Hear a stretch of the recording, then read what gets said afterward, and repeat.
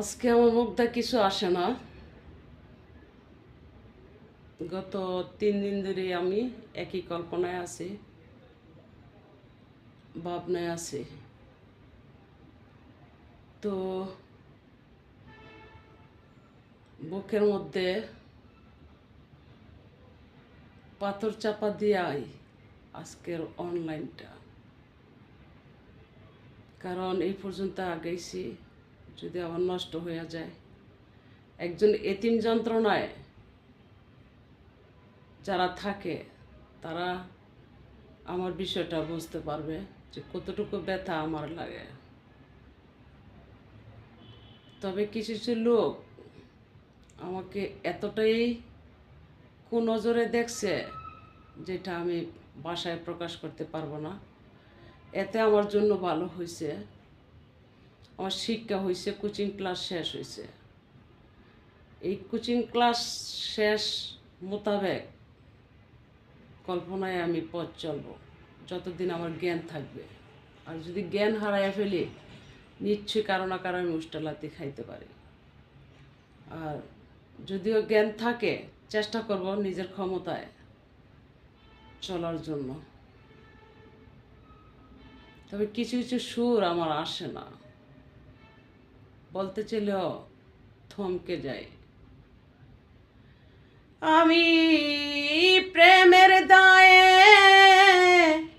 ঘর সারিলাম, সারলাম বাড়ি ঘর, প্রাণ বন্ধু রে আমি তোমার লাইগায় আপন করলাম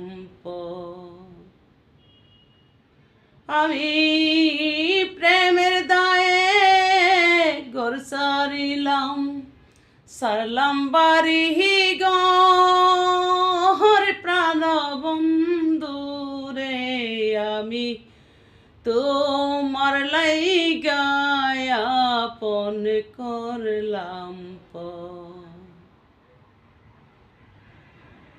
এই বুঝি তোমার ছিল মনে, কেন বা প্রেম শিখাইলে। এই যদি তোর ছিল মনে, কেন বা প্রেম শিখাইলে। জাতি কুলমান সব হারাইলাম তোমার লাগি, হে প্রাণ বন্ধু রে আমি তোমার লাইগায় আপন করলাম পর। আসলে গানের স্পেসটা যদি আমি বলতে যাই, আমি কখনো কারোর জন্য আপনকে পর বানাই নাই, আপনের জন্য আমি পরকে বুকে নিতে পারি নাই, পরকে আপন বানাইতে পারি নাই। তারপরে তো আমার কত না শাস্তি। তো এই নিয়ে আমার মাথা ব্যথা নাই, আমার প্রেম ভালোবাসা নিয়ে নাই। গান জগতে কেন যায়, হয়তো আমি শেষ বেলায় গিয়ে বুঝতে পারছি। যদিও এখনকার মতো আমি বুঝতাম, সেই বয়সে আমি গান জগতে যাইতাম। আজকে আমিও খাদি খাদি টাকার মালিক হইতাম, কারণ আমার কপালটাতে লেখা ছিল একটা কাঙ্গাল, তাই আমি কিছু করতে পারিনি। তবে আমি কাঙ্গাল হইও কাঙ্গালের পাশে থেকেছি, যা আমাকে আল্লাহ ভালোবাসেন, সেটা আমি প্রমাণ পাই। যখনই আমি সেজদায় পড়ে চিৎকার দিই কিছু কিছু বিষয়ে, আমার আল্লাহর সাথে সাথে কবুল করেন। আজকের সুরটা আমার মুখ দিয়ে আসে না, এমনই একটা ব্যথা আমার মনের ভিতরে গত 3 দিন ধরে বিরাজ করতেছে। তবু আমি হাসি মুখে অনলাইন চালিয়ে যাচ্ছি। বাইরে এতে কি আমার পাপ? কর্ম করা কি আমার পাপ বলেন তো? তো ঠিক আছে, সমস্যা নেই।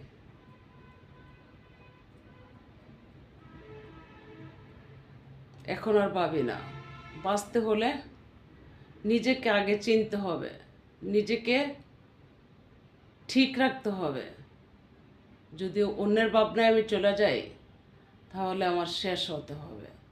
কারণ অন্যের ভাবনায় আমি শেষ হই, তো অন্যজনে ভাবে আবার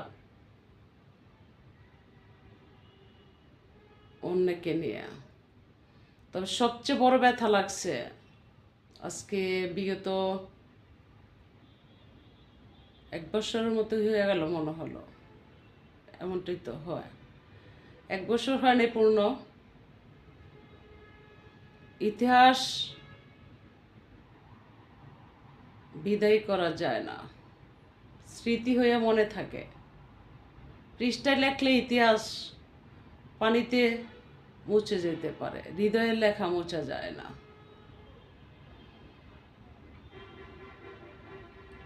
একটা এতিম জীবনে যা হয়, আমি এতিম জীবনে তাই হলো। আমিও মনে রাখবো, মাথায় রাখবো। তবে শিক্ষা হয়েছে, কোচিং ক্লাস হয়েছে, সেই কোচিং ক্লাস মোতাবেক আমি পথ চলবো। এটা আমার সত্যিকারই কথা, মানুষের কাছে আমি প্রকাশ করব না। শত আমি লজ্জা পাইলেও আমি লজ্জাকে লজ্জা মনে করব না, আমি লজ্জার কাজ করি না। কারণ আমাকে আল্লাহ ঠিকই দেখবেন ইনশাল্লাহ, খুদা রাসূল আমাকে দেখবেন ইনশাল্লাহ। আল্লাহ নিশ্চয়ই আমার জন্য কারো উপরে ফেরেশতা নাজিল করবেন ইনশাল্লাহ। এই নিয়ে আমি ভাবতে চাই না।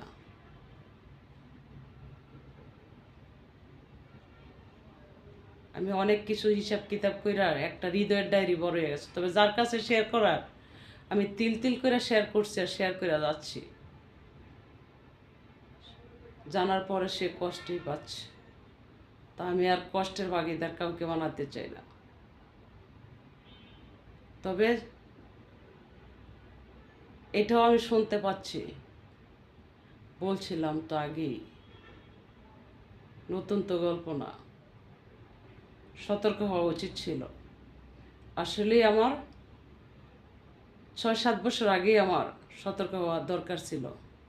তবে এবার উদ্যোগ নিব, হয়তো বাঁচব নয়তো মরব।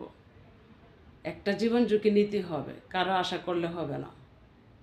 কারণ কেউ যখন আমাকে ক্যাশ দিবে না, আমার ক্যাশ অন্যের কাছে দিয়া আমার সেই টাকার প্রয়োজন নেই। আমার নিজের টাকায় নিজে করতে পারলে করব, না করতে পারলে নাই।